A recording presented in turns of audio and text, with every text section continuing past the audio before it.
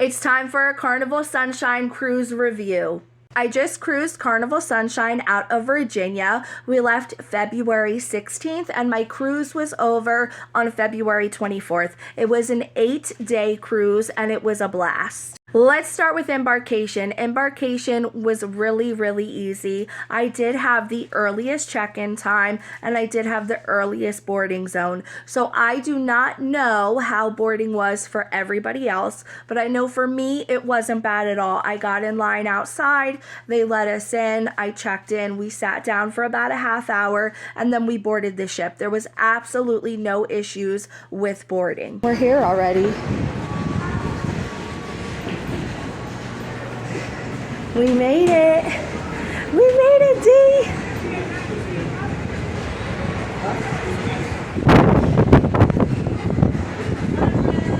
Come on. Hello. Onboard.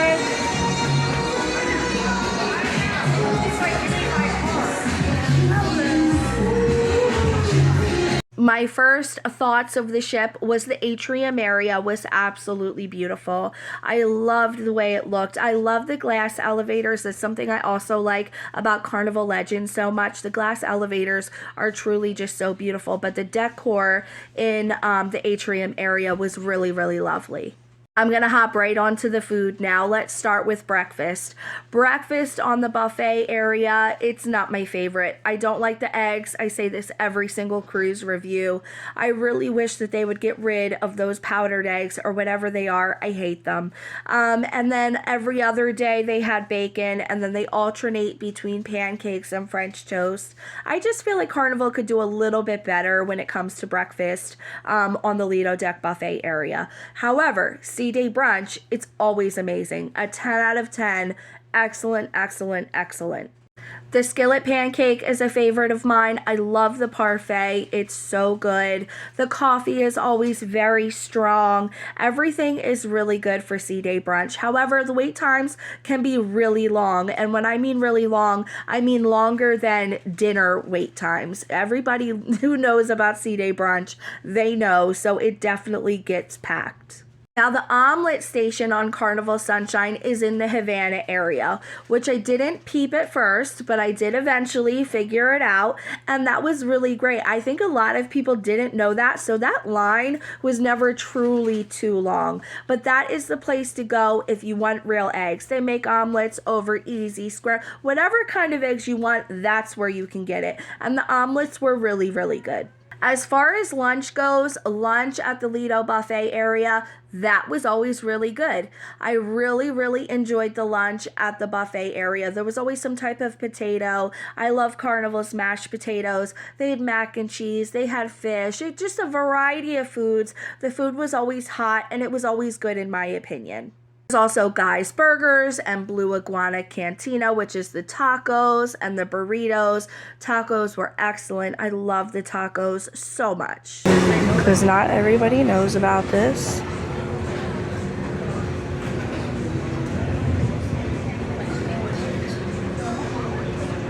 That's a pulled pork one.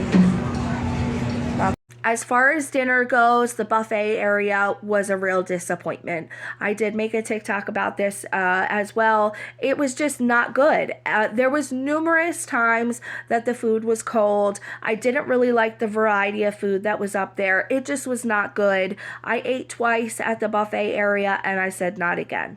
The main dining room, however, was really good. Every single meal I got from the main dining room was excellent. Appetizers, mains, desserts, it was all really good. However, the wait time was really long. I think there was one night we were there for an hour and 50 minutes, and it was not lobster night. So that's just a really long time to kind of wait, especially when Carnival plans out for you to kind of eat and then be able to go to a show. It just didn't line up for us a few times, and that was a little disappointing. But overall, the food was really good. We were on vacation, so what am I really complaining about, you know? As far as desserts go, the lunchtime desserts were really, really good on Lido Deck. I do really enjoy the desserts that Carnival serves. A lot of people say they have no flavors. They are not filled with sugar like our typical cakes here in the United States. That is the difference in the taste of the cakes. I personally like that. I've worked in bakeries for 18 years, so it's just something that I'm able to pick up and I kind of know right away. But they are really good, in my opinion. Look at the funny cheesecake, guys. It's beautiful here on the sunshine. Beautiful. A wonderful spread. Thank you. And then there was chocolate extravaganza on this ship, which is on most ships that are 7 or longer day cruises. And I was really happy to see that it was on Carnival Sunshine. It was really nice. The chocolate fountain is always really cool. It's just a really, really nice spread if you enjoy chocolate. I did do specialty dining on this ship. I know I normally do not do it, but we did go to Cucina, and I am so glad that we did. First of all, it is beautiful in Cucina. It's so, so nice. Everybody was so lovely in there. The menu is excellent. The bread was so good, and I really enjoyed my dinner. It was so good. The rice balls, I can't even with the rice balls. I could eat them every single day for the rest of my life and just be happy. They are so good. Everything we got from there was so good. It was well worth the money. I highly recommend. We did pass by sushi and the steakhouse. We did not eat there, however, both look very, very nice. And then we did also pass by the chef's table, which if I remember correctly, it was in like the library area that they had it set up. I could be wrong, but I think that's where I saw it, and that looked wonderful as well. The pizza was your Carnival's typical pizza. There wasn't anything super special about it. I personally do not eat the pizza anymore. It just triggers my heartburn really bad. But my friend Danielle said it was excellent. And as far as the deli goes, the deli is always pretty good, usually for the most part. I did get a BLT a few times and the bacon was like rock hard. It's a hit or a miss for me. But a lot of people really, really love the deli. Overall, I give the food an 8 out of 10. I mean, there was really not that much to complain about besides the food being cold at the dinner buffet. That was, not that good. That's kind of a safety hazard. But other than that, everything was really good. I did enjoy the food. And one of the, main parts of cruising for me, and I'm sure a couple others, is having good food while you cruise. It's, a big perk. I love not having to cook for a whole week and get really excited that when I cruise, I can kind of have meals already made for me. So when the food is good, that just makes it even better. Let's talk about the Serenity deck area next. This area is an adults only area, and it is one of the nicest Serenity areas I have ever been on. Visually, Carnival Venezia wins, but Carnival Sunshine has a pool and hot tubs on their Serenity area. If you're not in a hot tub with your best friend on a cruise ship on a Friday night, then where you at? They have the clamshells up there. They have the loungers. The pool has a fountain. Serenity spans, I think it was 3 decks. It's a really, really nice Serenity area. Definitely the nicest one I have seen. The Lido deck is also really nice. It is a little bit different from other ships I've been on. It's kind of like bleachers almost, where there's like rows of seating. I've never seen that before, but I thought it was really, really neat. The pool was very nice. I really do wish these ships had 2 pools though. Like Carnival Legend is actually smaller than Sunshine and has 2 pools on their Lido deck. I just feel like all ships really, really need to have 2 pools. It would just make things so much better. This Lido deck nonetheless was really, really great. You have the 2 bars. You have the Blue Iguana bar, and then you have the Red Frog pub bar, and then you also have Guy's Burgers and the taco place all right in that area. There is also 2 hot tubs on the Lido deck, but my goodness, I don't know what the problem was. We tried getting in the hot tubs every single day, and almost every single day they were cold. They were just not hot. I think it was like the last day we finally got in it, and it was hot. The one on Serenity was definitely not hot the whole time. We did let them know. Maintenance said they were working on it. They obviously did not get it fixed, but there are 2 hot tubs on Lido deck and a pool. As far as the theater goes on this ship, the theater is really nice. It's definitely spacious enough for everybody that's on the ship. We were always able to find a place to sit. It is bigger than the one on Carnival Horizon, in my opinion. Carnival Horizon has the worst theater I have seen. When I was on that ship, we had a hard time finding a place to sit. So many times, I didn't even get to see Love and Marriage because we couldn't find anywhere to sit. People were standing. It was just crazy. It was crazy. Carnival Legend has a huge theater, which is really, really nice. I feel like this one on Carnival Sunshine is right in the middle of the both. It was a really nice theater. There is a bar in the theater, which is also great. There was no spot really in the whole theater that was like a bad viewing area. I just overall really enjoyed it. As far as our room goes, we did get an interior room on deck 7. The room itself was very nice. However, the room was very, very hot. A lot of people were actually complaining that their room was too cold.